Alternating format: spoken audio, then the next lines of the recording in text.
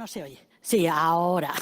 Bien, decía que muchas gracias, gracias a Well, thank you so much to Encibe and everyone who is here and sharing this morning with us, and in this case with the so interesting subject of cybersecurity. And I think cybersecurity has to be aimed at all types of audiences. When I came in, I said people dancing and doing different kinds of sports, and I think, well, of my age, I'm not even X generation, I'm baby boomer, so I am a bit older. So I would recommend in Thiebe to have maybe yoga or Pilates session, malware here, there, you know, and we could learn the vocabulary linked to cybersecurity and then do something which is more adapted to us. Because we have two options.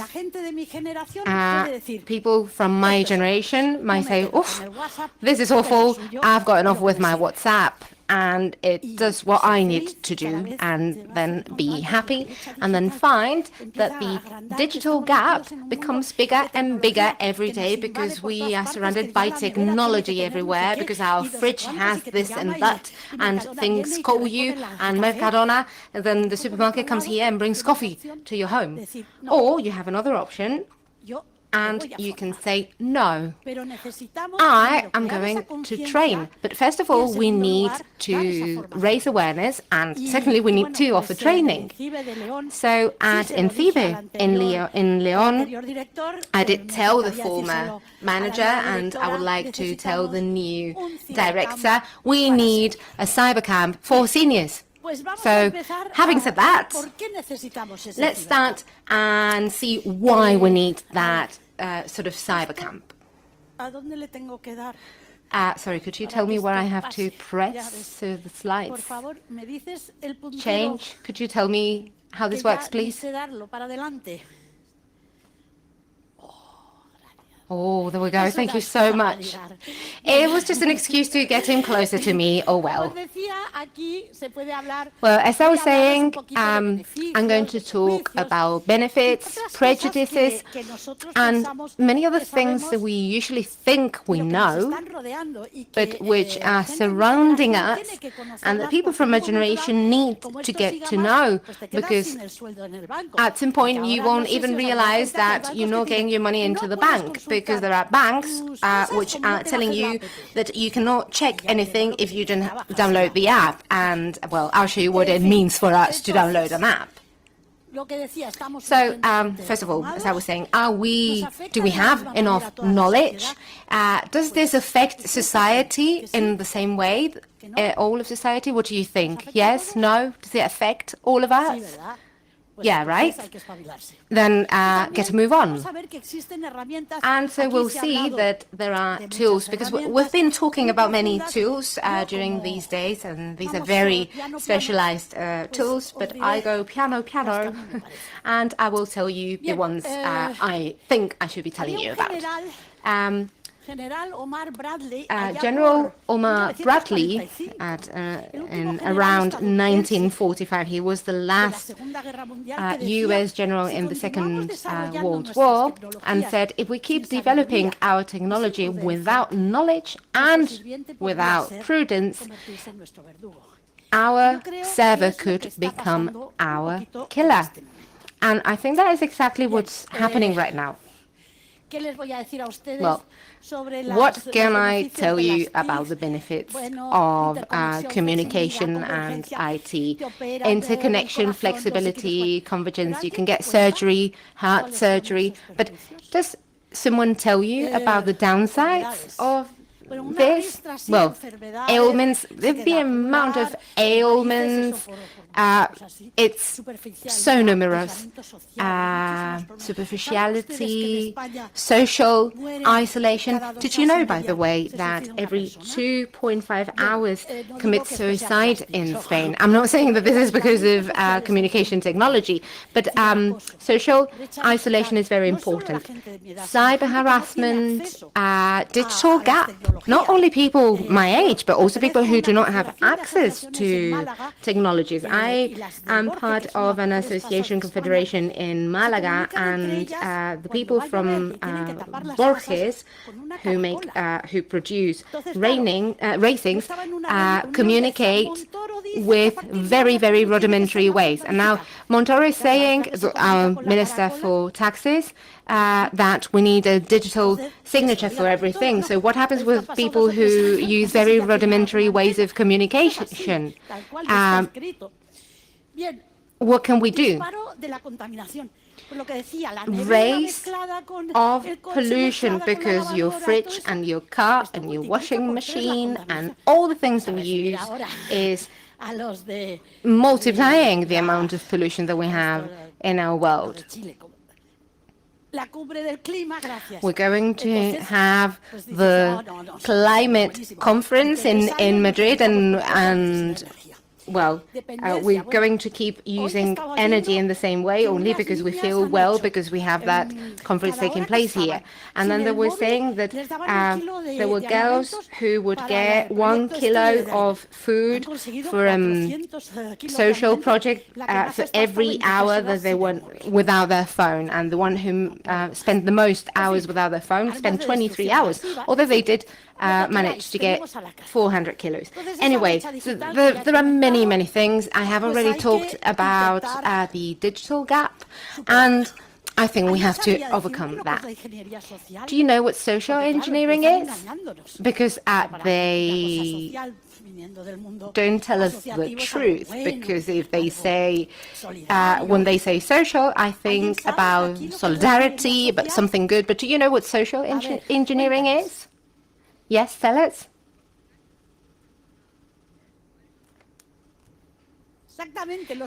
Exactly. Everything people use to make us believe things which are not. So I've already talked to all the actors concerned on this to change the name, because when I think social, I think of something good.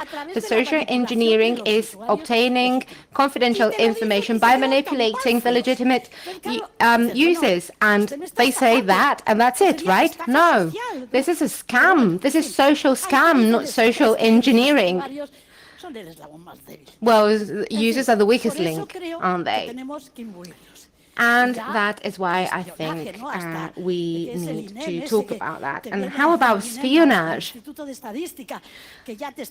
Statistics Institute, who's already checking now where are you going and where you're not going. This is a study that took place last week in Spain. Well, but it doesn't matter. They can follow what you do, because you're not going to say who you are. And they're selling our data for that study. And are we ready for what's coming, or what's already going on? How about phishing? Oh, you already know. Someone calls you, someone sends you an email, or just change your bank password.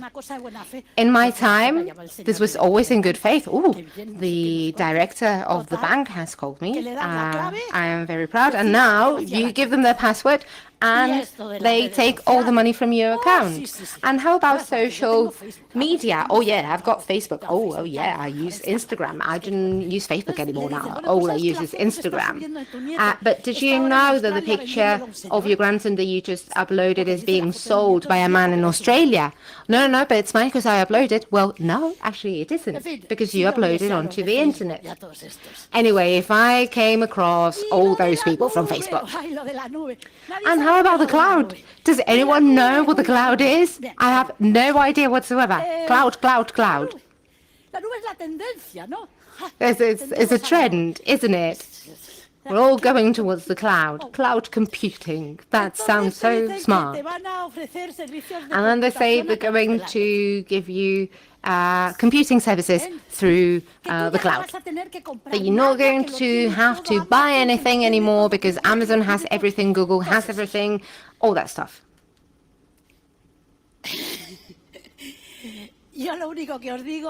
All I can say is be very careful with this famous cloud, because there are 50,000 Chinese people getting ready to get everything you're uploading, reading everything, and spreading it amongst themselves. So be careful with the cloud. True, we're not going to do a lot of espionage at my age, but just be careful with the cloud, because at the cloud, they want to get everything connected, all those things, your fridge and everything else. And the more things you open, the more doors you open. You know that if you have two doors, it's very difficult to monitor who's coming in and out your home. So that you've got your doors, your tablet, your phone, your car, your fridge, everything is connected in the cloud. Well, how about this? This is really pulling your leg. The famous cookie.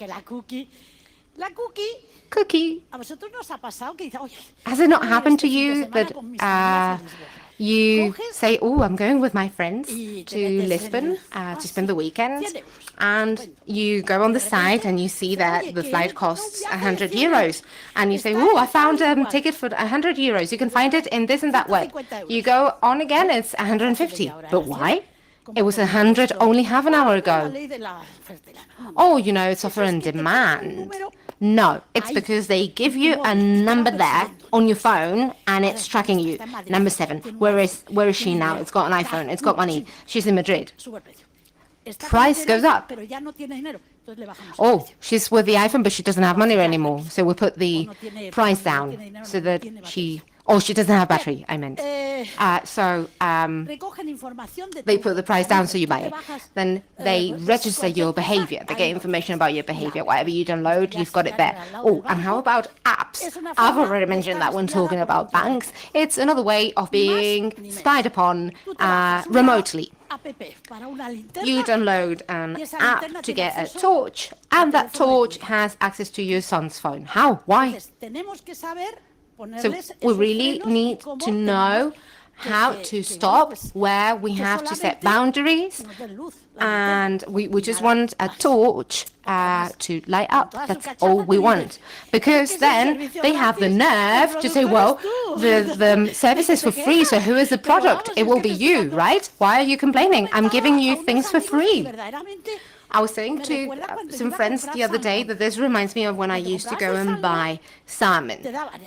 Because when you bought salmon, they gave you the salmon and then a piece of the head. And I said, oh, I don't want the head, please. But you just want the salmon? Everyone takes a piece of the head. Yeah, no, but I don't mind. I don't mind paying more, but I don't want the head. So to all these engineers and people, I would say, well, make me pay more, but stop spying on me, because I think technology is all very good, but I don't want you to spy on me. Now, so this is just a short introduction, and now let's get into it, because we have virus that attack worms, Trojans, mutants, blah, blah, whatever. There's a new one every day. This is like olive oil, isn't it? In my time, olive oil was awful, really bad for you, and now it's really good. Well, in my time, hackers were really bad people, and now they're really good people. So the bad people are the crackers. So hacker is good, cracker is bad. See, I'm starting to get to know my stuff. But this is really difficult. Now, how about cyber harassment? This is quite serious, actually. This is one of the biggest threats of the net, and according to the WHO, Spain is one of the countries where there's more cyber harassment. Actually, 70% of girls suffer it, and boys only 30%. But this is something that we really, really need to stop, including cyberbullying, which is I think more for young people. We've got different types. Grooming, which is pretending that people are underage. Sexting, that affects both children and teenagers. You take a picture for your boyfriend, you send it, and you know how this works. Sextortion, well, there are many, many, many types. So if Granny doesn't know about this, then Granny cannot help their grandchildren and help them and show them the way. And now we're getting to the worst part, access to pornography that young people now have. And this means that women can be harassed. Relationships in Spain have increased incredibly, and 43% with regards to last year in terms of group rape in Spain. So there's sexual abuse and aggressivity, and this is being transmitted as if it were normal, not love and passion. So I think engineers need to find a way of ensuring that pornography does not reach young people so easily. So what about artificial intelligence? Do you think this is male chauvinist or not? So many engineers here, so much silence. Here we have Conchi, she's an expert. What about Edu? What do you think?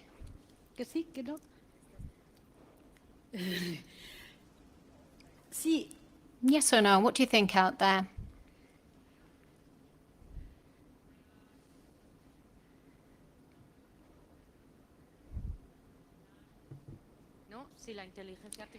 I think artificial intelligence, if it learns from the information that it receives, it depends what the world itself is like. You're absolutely right. Absolutely right. You hit the nail on the head. Oh, I went back for a moment. Let me just say. So if you learn a language, and if you learn a language that has been distorted, then that is what you believe in. There are sexist translation systems, such as the Google translation system. We're talking about Turkish, where there is no differentiation between gender, and there are cases of when it says doctor when somebody is actually a nurse. Only 15% in Facebook of artificial intelligence and 10% in Google. And 18% of people going online are actually women in terms of artificial intelligence. So we need to do things to correct this situation, because it will be increasingly male chauvinist. So let's look at what the police have released. It's Biogen regarding violence against women, saying that there will be activities to avoid gender violence, which is increasing, and that there will increase prediction of reoccurring offenders. So this is why it's very, very important that we increasingly have young women who study STEM degrees. And I would like to say something. I would like to say that there was a gentleman who was talking earlier. I don't know if he's here now. But I'd like to point out that apart from the fact that you do a wonderful job here, but we need to do a job, we need to work with the mathematicians and the teachers of maths in Spain. If teachers are bad in Spain, what are you going to achieve if teachers say to you, oh, this is awful, if you're going to be studying this, you're going to spend your whole life studying. And they orient it towards young men, and we have to work with maths teachers in this country in this sense. I think maths is on the increase now, and there's been an increase of women in maths degrees now because it deals a lot with artificial intelligence, and I think this is a point that is growing. And we have magnificent representatives of women and mathematicians and maths in Spain. What I'm saying is that teachers need to be good teachers. That's what I'm trying to say.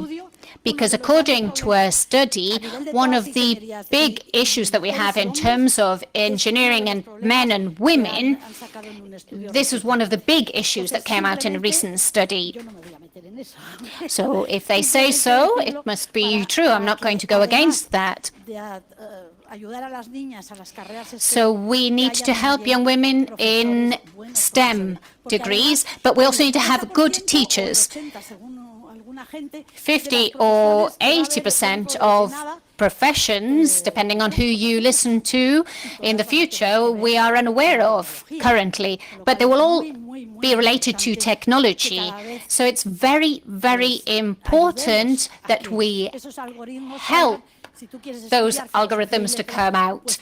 If you want to study philosophy, you also need to have people with ethics within that field. You need to have people with ethics within cybersecurity and in artificial intelligence. And what about fake news? I'm a journalist. So who's behind this? Political parties, corporations, big companies, and you're being told lies, or they change presidents, or they talk about the Amazon, or different situations in countries, Brexit, the Russians, and so on and so on. This is all around us in our day-to-day. So it's very important to point this out. There are businesses, one in particular, Maldita.es, that deals specifically with this, and it's being attacked continually. We are not machines. Are we happy with everything that we have around us? An expert in positive psychology who said that quantitative measures make sense to machines, but human lives were not created like that. Do we need to earn more money? Do we need to be more famous? Do we need more likes? This is what it creates is stress. We're surrounded about all the things that we could enjoy, but actually what we do and what we end up having is depression and stress and so on and so on. I would suggest that engineers should try and create a less stressful and less quantitative world. A bit more quality. I don't know if that's possible, but I think we would be happier. So a few pieces of advice from my humble opinion. Get in touch with the OSI, the Office for Security for Users of the Internet. Their tools do help you and they encourage you. You need to learn the necessary things about this field. And it's also helpful if somebody is harassing you, because if somebody is harassing you in a normal world, in my opinion, the normal thing to do would be to call the police. I'm being harassed. But they're not going to pay you any attention. They're going to explain that many, many people make these same calls every day. Is there a telephone number or an email address that I can write to to talk about this? No, there isn't. No, there really isn't. If you call that number, then what they tell you is that you have to go and make a report. So it's not as easy as it looks. So let's avoid this. Let's have prevention tools. And in CIBER itself, you can get some information about this. And then you can move forward and talk to the police. So using webcams and covering webcams. I should do this every day because I always walk around at home, perhaps with my clothes on, and I forget about this. And I'm walking around happy. So why should I cover my webcam? But actually, spying through a mobile? What are we talking about here? Oh, they're encouraging you to buy and buy and buy. Now, I've already mentioned this. Passwords. Everybody here will know here, but other people may not. You need to have at least 8 characters, capital letters and numbers and different characters. But once you've done it one time, then somebody else comes along, says something different and changes the idea. So, do what you think is best.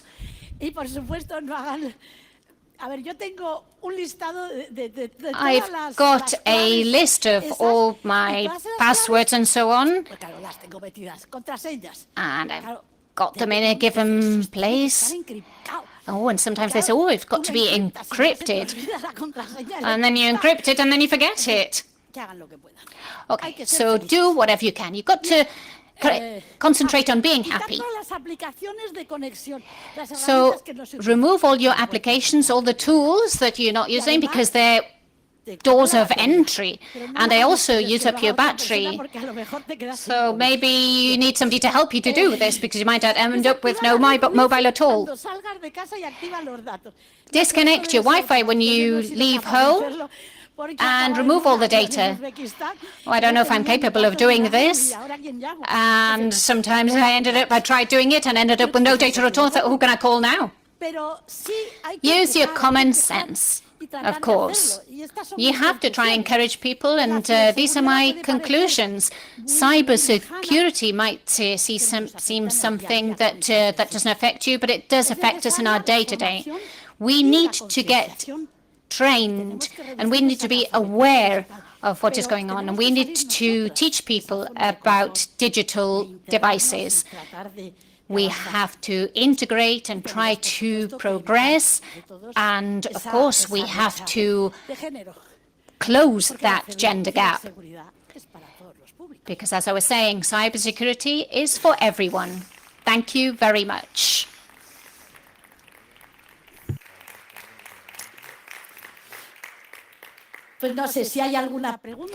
If you have any questions, we've got about 3 minutes, I believe. No? Nobody? You already know a lot about all of this.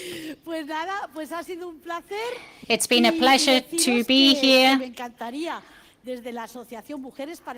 I would love our Association of Women for Dialogue and Education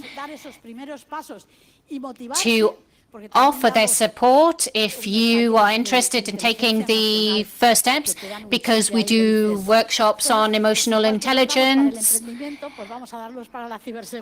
Because we say, well, if we're going to do talks about business, let's talk about cybersecurity as well. So that's all. Just be happy.